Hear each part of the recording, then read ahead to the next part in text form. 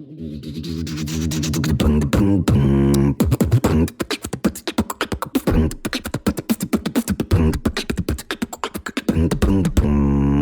are now tuned into the Leader's Lens podcast. We are back at the Leader's Lens podcast. I'm here with Phil Beckner, who is nationally known for his work as a high-performance consultant with elite athletes such as Damien Lillard. And I'm from Oregon, a huge Blazer fan, so that's a big deal, just having that guy on your resume. But also player development, coaching resources designed to impact people, impact performance, just help people get better, which is just an awesome passion that you have, and just getting incredible results as well. So Phil, I really appreciate you taking the time to be on the podcast. Yeah, I appreciate you having me. I know we've been looking to do this for a while. I'm a big fan of yours. Everything you post on social media, it's made me better. It's made my business better, and the guys I work with better, not only the players, but some of the employees I have as well. So grateful to get to connect and share some ideas today. I love that, man. That means a lot coming from you, so thank you. And the theme for this quarter, conflict resolution. And in the sports world, in the business world, anytime you're working on a team, like, conflict is going to be part of that experience.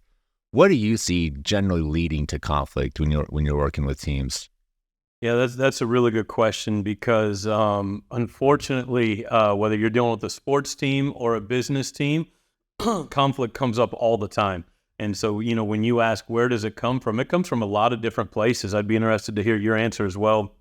The number one thing I see conflict coming from is when there is an expectation or a standard set. Like maybe the leader or the team or the corporation has a standard set or an expectation set, and other people are not fulfilling that standard, or not getting to that standard, or two, they just don't believe in it. They're not trying to fulfill those same type of things. They have their own vision or own expectation, but I think so much of it comes from there's a standard or expectation set. It's not being fulfilled, or it's not trying to be reached, and because of that, conflict comes into place. Yes, I think kind of building on that, like, there is this expectation set, somebody doesn't follow it, and the leader doesn't hold anybody accountable. So now the entire team, they lose trust with the leader because they question whether or not they're able to do the job.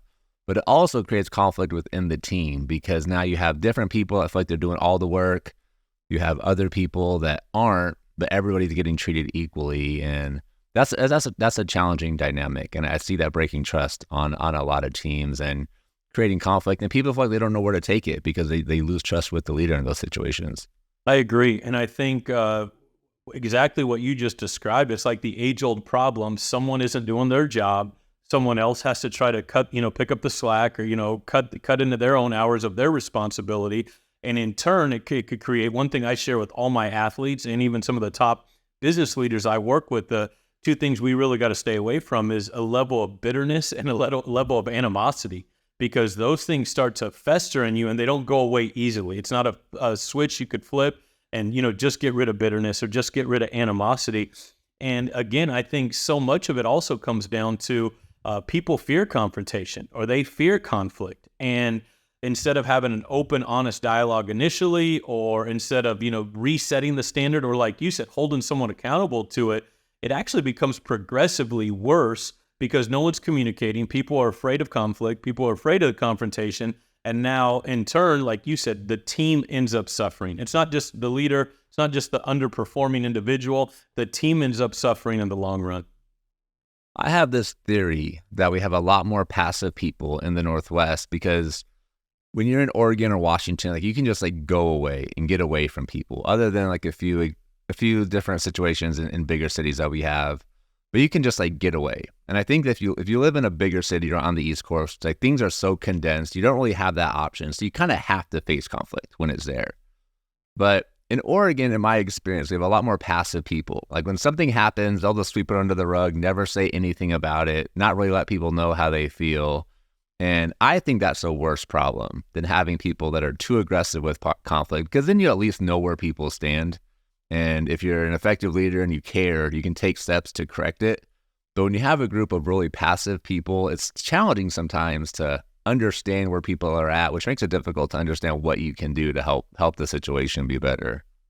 Absolutely. And I can't just speak completely on the Northwest. I've lived everywhere. I do agree. You know, the last 2 years I've spent more time on the East Coast. It definitely does seem a lot more fast-paced, high energy, say how you feel, move on, honk the horn. If you wait 2 seconds for a red light, honk the horn and get going. Yeah. But I think on a deeper level, and, I'm sure this is stuff you've looked into, and it's, things, again, I've used with top leaders or athletes I work with, but just studying human performance and how humans feel.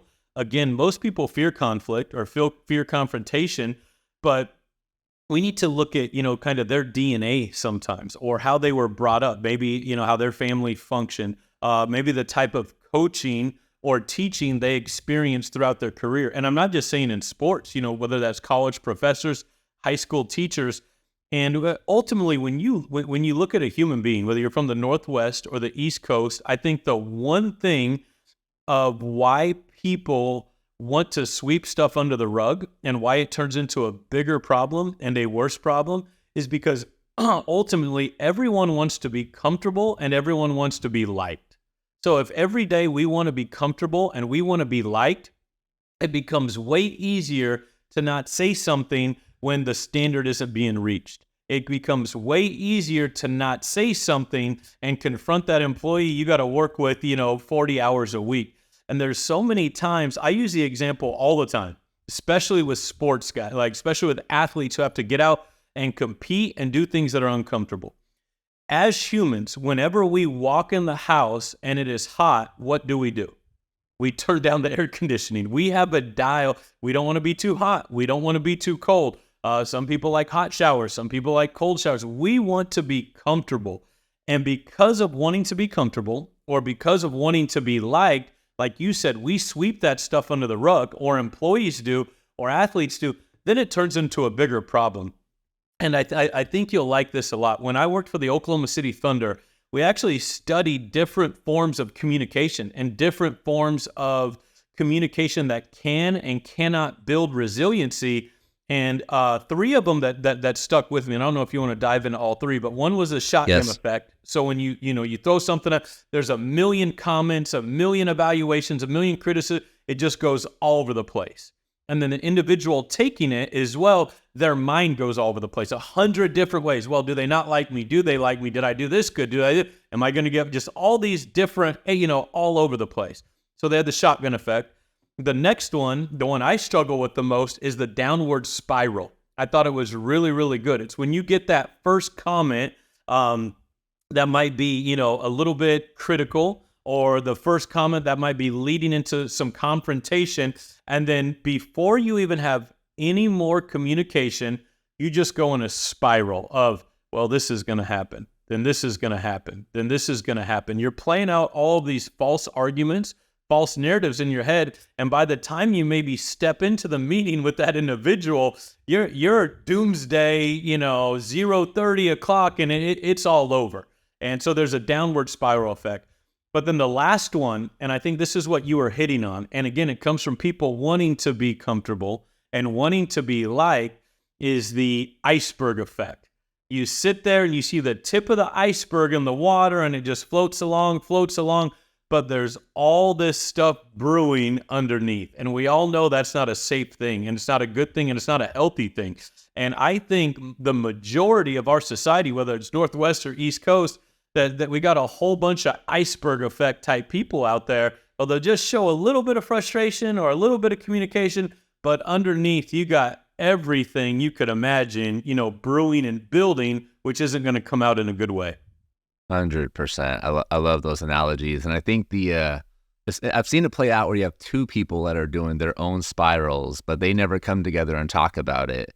And they both end up in these just their perspective of what's happening is so far removed from reality. But if they would just come together and let's just talk about it, that fixes so many different issues.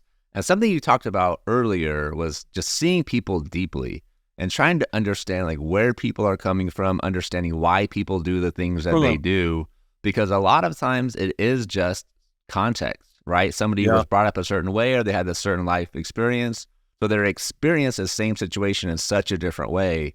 But if we take time to understand their motivations, things generally make a lot more sense than they do originally. Yeah, Jacob, that's really, really good. One thing I've done, not only understanding their motivations, and understanding maybe how they're wired, their personality types, because everyone is wired differently, genetically, mentally, whatever. But one of my mentors, great guy, Rod Olson, another kind of high performance coach of coaches, he would challenge me when I was coaching Division I basketball, because sometimes I would have run-ins with the staff or run-ins with other people in the athletic department, and I didn't understand why they were responding or reacting the way they were.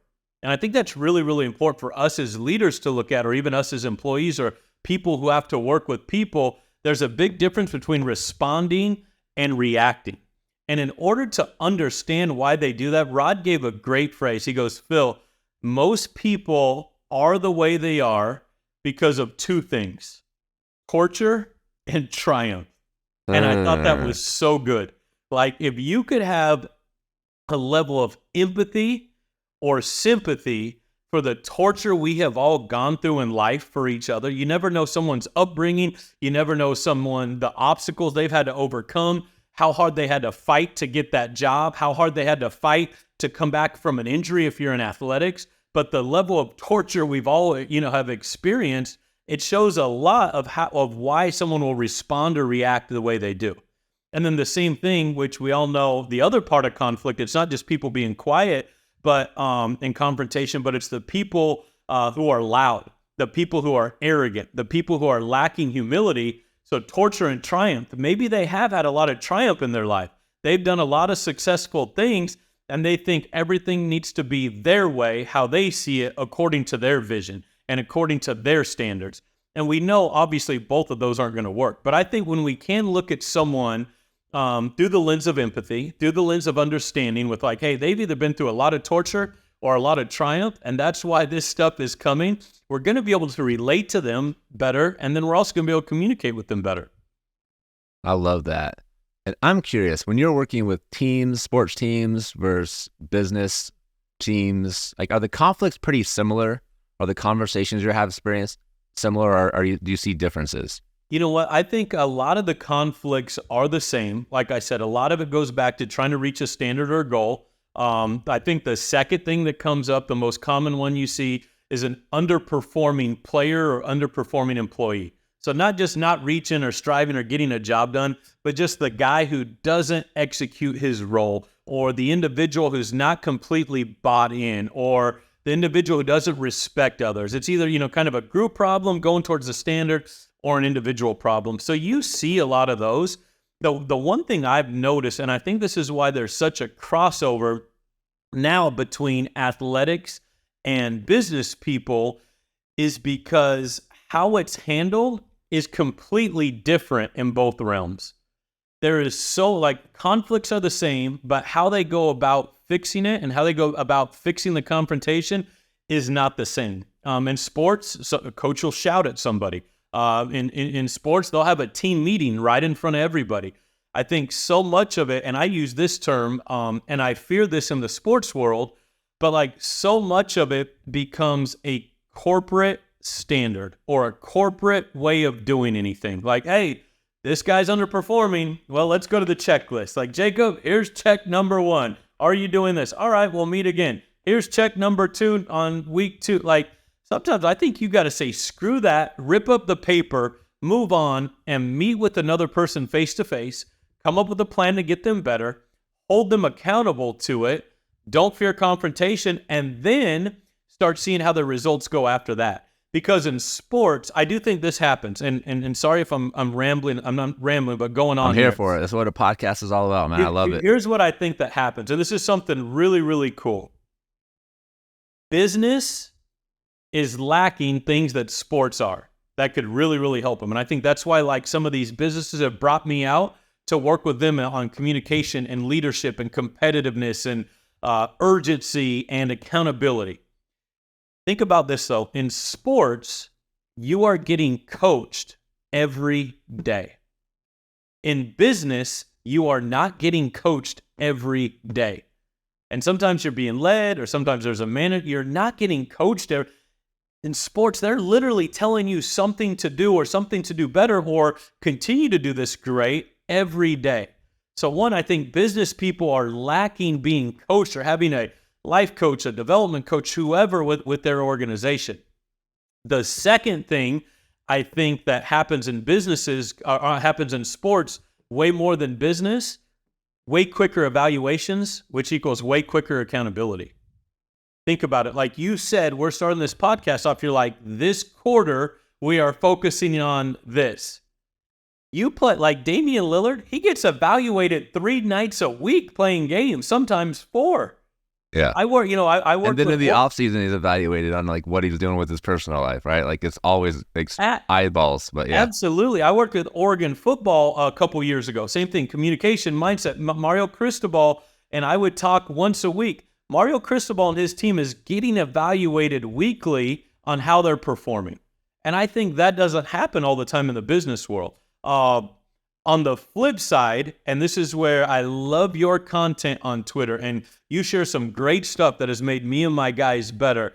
But on the flip side, what sports is lacking, the 2 things that business is great, one, clarity. There is a goal set, right? There's a process. Sometimes they have the clarity. Okay, In the best case scenario, but yeah. The people who are succeeding, at least, right? You would say it. So there's a goal set.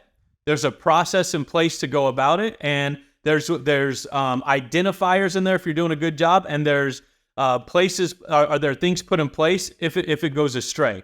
So one, clarity, and then 2, like I said, I think that what sports is lacking is more of an overall organizational plan for their employees. Like, the sport says we want to do this for our team, we want to do this for our players, but so much of staff development and plans for the employees is lacking a ton, whether it's college football, college basketball, some of these different places I've gone. There's not a plan to develop the staff or develop the employees. I love that you say that. So I coach it'll be a 5th grade. It's my son. So it'll be a 5th grade basketball team this year. I coached his team last year.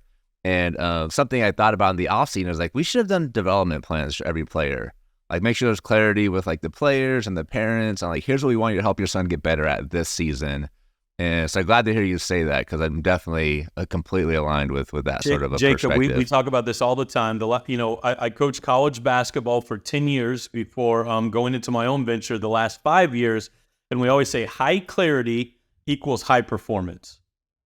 So many leaders, so many employees, so many athletes, and I don't care if they're 5th graders, they are lacking clarity.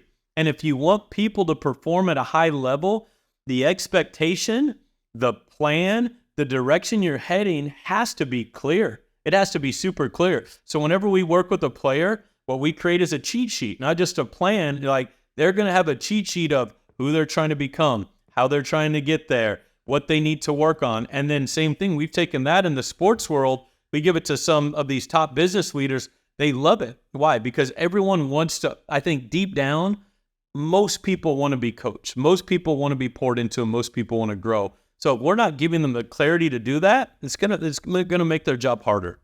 I used to be surprised when I work with a leader and they would give me the rundown on their team, like where they're struggling. And I would ask, like, when did you give them this feedback? And like 80% of the time, they're like, well, I haven't yet. And it's like, well, how do you expect them to get better if we're not taking the initiative to have those direct conversations with them? Because to your point, most people want to get better. They want to understand what doing a good job looks like. They want to be recognized when they are doing a good job. And if we're not setting clear expectations, we can't follow up and then recognize them for doing a good job.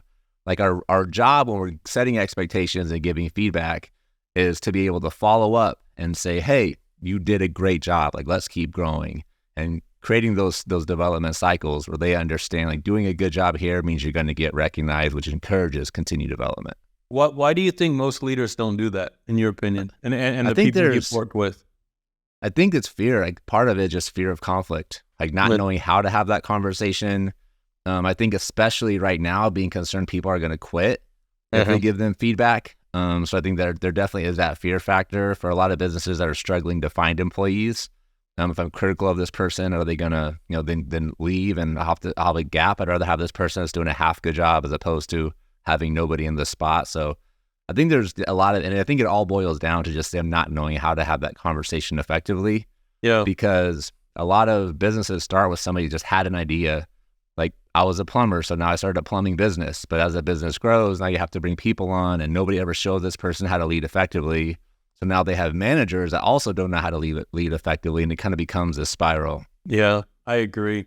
The one thing I'd piggyback off that I had to do, and granted, obviously I didn't fear conflict as much coming from the sports world. And, if you know my personality and some of my history and pushing guys hard. But I think the other thing that I struggle with now as a business owner myself, leading the business, was that you have to be so dang intentional to get it done. Like if it's not on your calendar, if it's not planned, like you got to know, hey, every month we are doing this, not just like, oh, now I feel like doing it. And that was something I did as a coach because you're always with those guys. But as a business leader, you got to have those schedule points, just dialed in and say like, hey, we're meeting, like you said, whether it's quarterly, monthly, whatever it is. And I think too many people, Sam Presti said this, great leader, GM of the Oklahoma City Thunder. I love this. It was so good. And it applies to sports and business. But he said, flying by the seat of your pants usually precedes crashing by the seat of your pants. Oh, that's great. I love that. And yes. I think that's what happens with this communication. Like you said, so many people don't do it and fear it and, can't provide the clarity everyone wants. And like the big word we've been with player development, with NBA players, and again, working with some of the best freaking, in the country. But like being intentional as a coach and being intentional as a leader and intentional with our employees, that word intentional and taking an intentional an approach has provided so much great results for us. I love it. I want to transition away from the conflict resolution piece. And I see a lot of people struggle when they hire people that are smarter than them. So, which is what you should do as a leader, right? Hire people that are better than you. And I think there's a comparison with you as a basketball trainer, and you're training like the best basketball players in the world. I would imagine like you don't think you're better than Dame, you don't think you're better than Anthony Simons, but you understand you're still able to help and support them. So I'm curious if you ever felt imposter syndrome, like how you worked through that, or just what is your approach when you're working with people that are just the best at what they do? Yeah, that's, man, we could go so many different ways with that. I'll start off with kind of how you ended the question when you say when you're working with someone who's better than you. Like those guys, I played small college basketball. I was never an NBA player. I think, let's just say start from here across the board. Self-belief is a real deal. It is for me. It is for you. It's something that's not talked about enough, in my opinion. It's something that's not worked on enough, in my opinion. One thing I work with teams, individuals, and corporations on, I have a 4-point speaking subject. It's called the guardrails. And there are 4 guardrails we all need set up in our life to keep us from falling off or to keep us from getting off track. And the 4th guardrail is the guardrail of self-belief. If you don't have a guardrail of self-belief set up in your life, it's going to be hard to stay on track. It's going to be hard to keep going on that track, even if you are on the right track. Like that, and so self-belief's honestly something I've struggled with. And people see me and meet me and, oh, you're a great speaker and you're great at getting people better and you're always so confident and you have a great presence. I get compliments on that, but I still struggle with self-belief. And again, I think it's something that needs to be talked about more and worked on more. Here's what it comes down to, though. So you said, what do you do when you struggle with imposter syndrome or when you're working with the best or someone who's better than you? And I've literally worked with individuals one-on-one with this stuff. And the only reason I was able to do it, Jacob, was because I worked on it one-on-one myself. And if me and you did this, it would be fun as heck. But let's come up with a list of who we are, knowing absolutely who we are and who we are not. Whether you want to call yourself a leader, an employee, a basketball player, you got to know who you are and you got to know who you are not. To me, that's a big kryptonite for imposter syndrome. And here's the problem, though. As we're young or as we take on new ventures in life, or as we're learning and growing and stepping into new arenas and new offices and new situations, we don't always know who we are. So I tell my guys and I tell my employees, you better be damn sure of who you're not.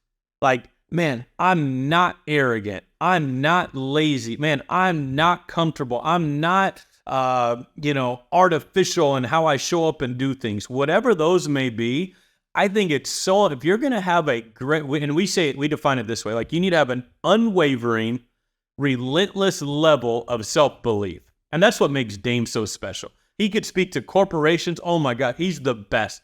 His level of self-belief is unreal. And what I've found from working with him and other people who are on that level like he knows who he is and he knows who he isn't. I love that. So working through it, just understand the value that you bring. What are tools that you use to help that? So when you're asking somebody like who you are, who you're not, for people that struggle with that question, how do you coach them through that piece of it to come up with those answers? You're crushing it. So we actually have this big kind of whole workbook. It's called The Path.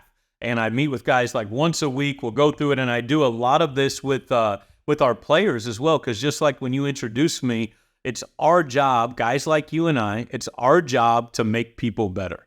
And if we can make people better, then we could increase results or increase performance. So I start with the person first, their heart, their mind, their soul, the holistic approach.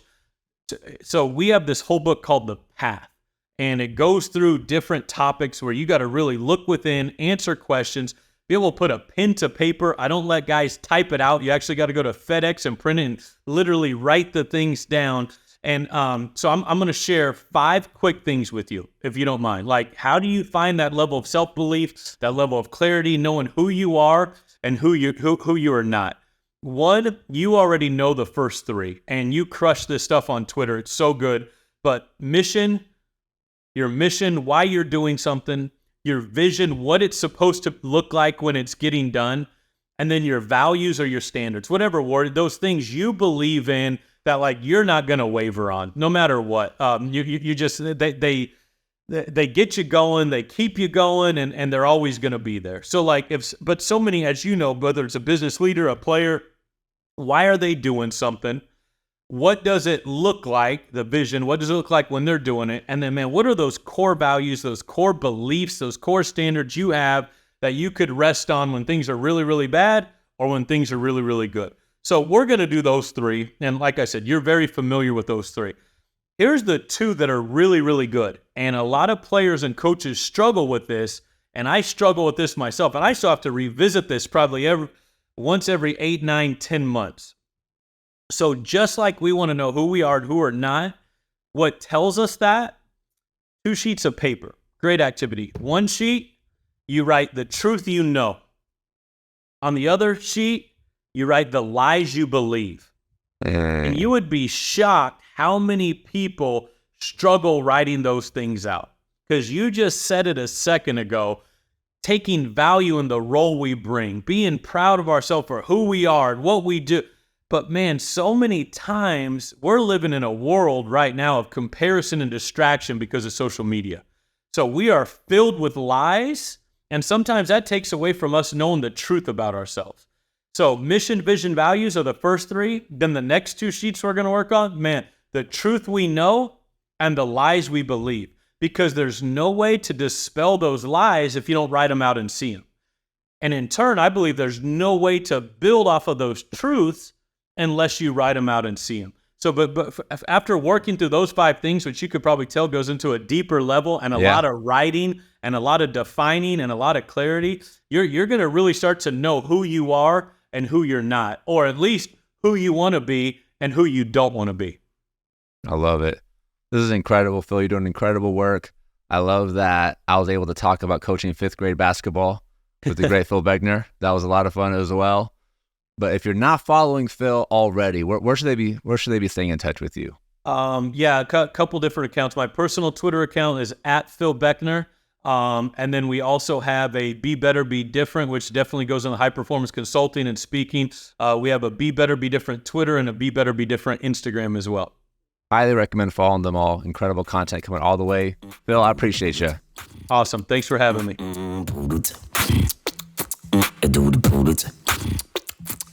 Poodles. Do the poodles. Poodles. Do the boom.